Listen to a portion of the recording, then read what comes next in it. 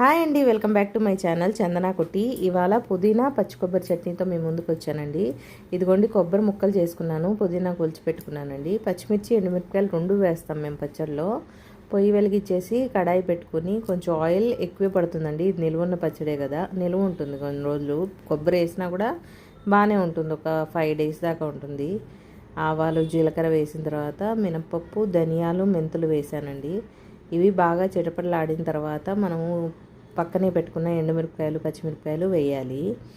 అవి వేగాలండి, చక్కగా వేగాలి. వేగితేనే మనకి పచ్చిమిర్చి నిలువ ఉంటుందన్నమాట. పచ్చి పచ్చిగా తీసేస్తే అప్పటికప్పుడు పచ్చి కొబ్బరి అవి కదా, తొందరగా పాడయ్యే ఛాన్స్ ఉంటుంది. అందుకే కొంచెం ఓపికగా వేగించుకోవాలి. మనకి ఇది కొంచెం పసుపు వేసి తర్వాత పుదీనాకు వేసేసాను.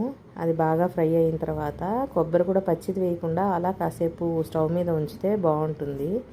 ఒక 1 minute అలా వేయించి పక్కన ప్లేట్లో తీసేసుకొని రాళ్ళు ఉప్పేసి ఇంగువ వేసి మిక్సీ వేసానండి. అంటే ఇప్పుడు వర్షాకాలం స్టార్ట్ అయింది కదా, మనకి ఇమ్యూనిటీ బూస్టర్గా పుదీనాకు పనిచేస్తుంది. ఇంకా పచ్చి కొబ్బరిలో ఎన్ని బెనిఫిట్స్ ఉంటాయో మీ అందరికీ తెలుసు కదండి.